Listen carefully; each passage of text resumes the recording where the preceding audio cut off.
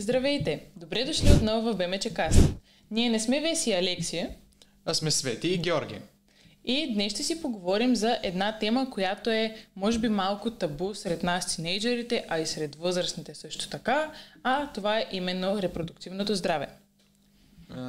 Идеята да снимаме този епизод дойде от това, че спечелихме проекта Сексуално и репродуктивно здраве или как да се обичаме безопасно, а и днес е 1 декември. Денят за борба срещу ХИВ и СПИН, което е една от основните теми, които засягат репродуктивното здраве. А какво всъщност е това репродуктивно здраве, Георги? Репродуктивното здраве е не само бременността или половите контакти, това включва абсолютно всички аспекти на физическото и емоционалното здраве, свързани с половата система, от менструален цикъл до отношения, самоосъзнаване. И емоции, които не познаваме толкова добре, нещо, което да разберем, да разкрием, да проучим сами за себе си, може би. Да. Може би сега е моментът, в който аз да поема думата и да си поговорим за нещо, което вълнува момичетата от доста така ранна детска възраст, осъзната детска възраст, а именно менструалния цикъл. Всички знаем, че това е едно леко шоково събитие в живота на едно момиче, особено както обикновено се случва около 12-13 годишна възраст. Това е момент, в който изпитваме страх, може би срам от това, че се е случило. Чудим се на кого първи да кажем, какво да направим. Най-важното е да разберем, че това е нормална част от нашия живот, нещо, което очакваме да се случи и е хубаво момичетата да бъдат образовани на тази тема от по-рано. Затова се случват и по-често се случват обучения в училище, влизат професионалисти в класовете, което е много хубаво всъщност.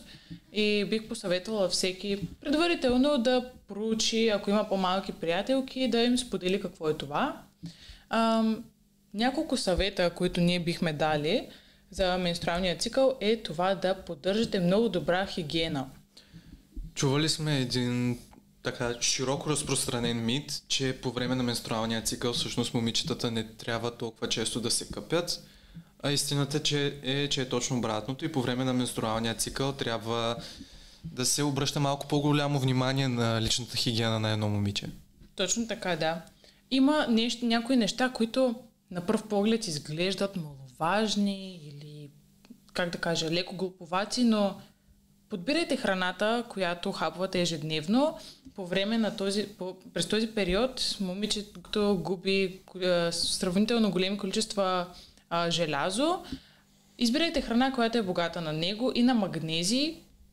Също така, може би е добре да се стои по-далечко от кофеина и от солените храни, защото те засилват болките.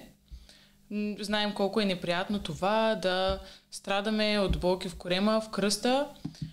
Нещо, което бих ви посъветвала е да си правите затоплящи компресии в долната част на корема. Това е нещо, което наистина дава много голямо облегчение. Може би това са основните неща, които трябва да си припомним. Не, че не знаем, но е хубаво да си повторим.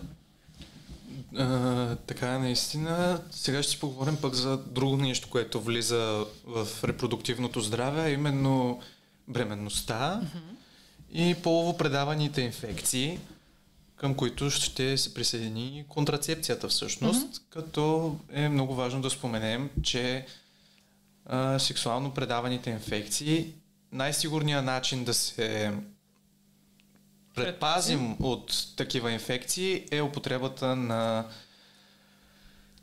презервативи или познати още като кондоми. Като започнахме с тази тема, 100% са влизали във вашия клас да ви представят как се поставя презерватив. Влизали са служители от РЗИ. Най-вероятно сте запознати с това, но моят съвет е: не се срамувайте от това, че някой е влязъл при вас и ви го е демонстрирал. Това е нещо, което всъщност е много полезно. Бих казала, че колкото и да е срамно, е така по запомнящ се начин и всеки го научава, иска или не.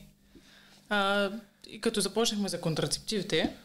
Контрацептивите по принцип са най-добрия начин за предпазване от сексуално предавани инфекции, но има и други начини, един от които е редовното ходене на лекар, специалист в областта на репродуктивното здраве, при който също може да се открият някакви признаци на определени сексуално предавани инфекции, за да може предварително да се предотврати предаването на тези инфекции. Както казва Дара от Велико Търново, най-добре кажи ти какво имаш, да ти кажа аз какво имам, че да не си ги разменяме. Точно така, да. Колкото и да е шеговито, наистина е много важно.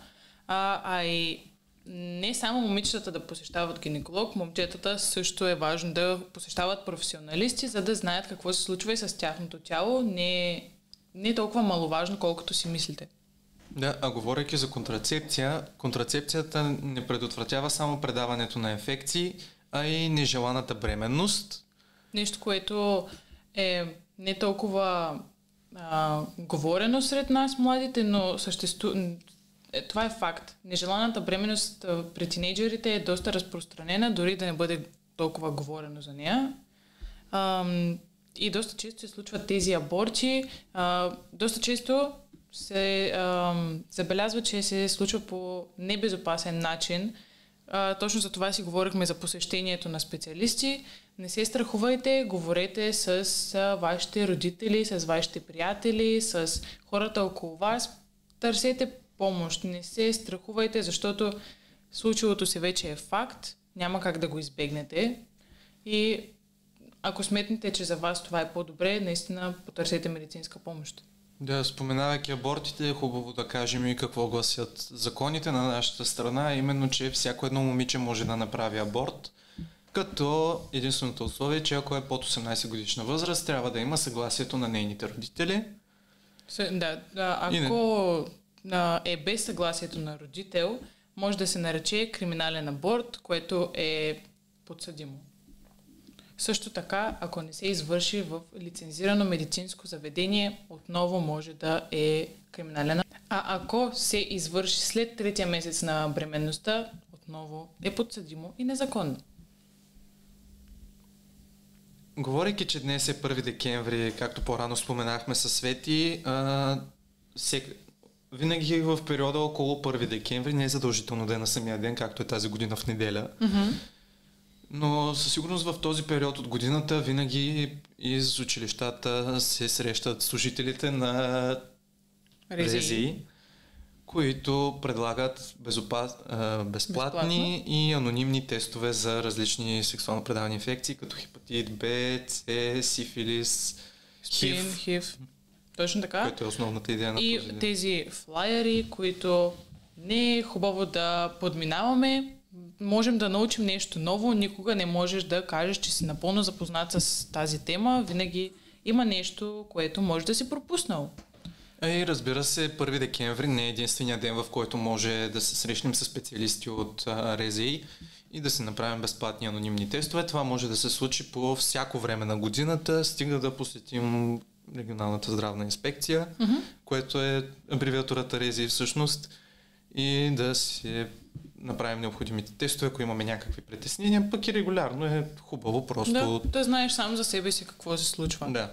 И като говорим какво се случва сам за себе си, важно е сами да изясните какво е правилното време за вас, обвързвайки репродуктивното здраве. Кога е подходящо да посетите специалисти, кога е подходящо да подхванете тази тема с приятели. Ако имате партньор също така, е много важно да изясните вашите интимни взаимоотношения, на кого, къде му е границата. Не се чувствайте пришпорени от мнението на обществото. Това, че сте избрали нещо да се случи по-късно, не ви прави по-задръстени, не ви прави по... как да кажа... че вървите назад, че не се развивате с еднакво темпо, всяко нещо е строго индивидуално. Вярвайте на вашето вътрешно усещане. Да, друго хубаво нещо като добавка към това, което Свети каза, е как да кажем не, когато става дума за нещо обвързано с нашето репродуктивно здраве, както например има много ситуации, в които мъжете не искат да правят секс с презерватив, И има доста жени, които се подават на тази манипулация, защото мъжете си измислят абсолютно всякакви извинения, които варират от нещо, което звучи съвсем нормално, като... Няма да давам примери сега, но от нещо, което звучи супер нормално, което и се стига до някакви неща, които като ти ги чуе главата първоначално може да се замислиш този нормален ли е. Да, така е. Наистина, важни са уменията, които придобиваме в тази възраст, а именно да отстояваме собственото си мнение, да можем да отстояваме тоест, да, точно така, да можем да преценяваме кое е рисково, кое не трябва да се случва. Наистина, помислете 1-2 минути си, дайте сами за себе си, премислете ги тези неща, за да знаете в бъдеще как да действате. И като казахме това, можем да поговорим малко за рисковото поведение, тъй като това е доста, как да кажа, отново важна тема. Следете какви са нормите във вашите групи. Ако видите, че нещо не съвпада с вашето мнение, не се страхувайте да го повдигнете на въпрос. Поговорете го с хората около вас, за да можете да предотвратите точно тези неща, които спомена Георги, да можете да казвате не и да разбирате границата на човека от среща. И рисковото поведение се слави сред по-младите, тъй като ние сме в такава възраст, че искаме да пробваме всяко нещо, да бъдем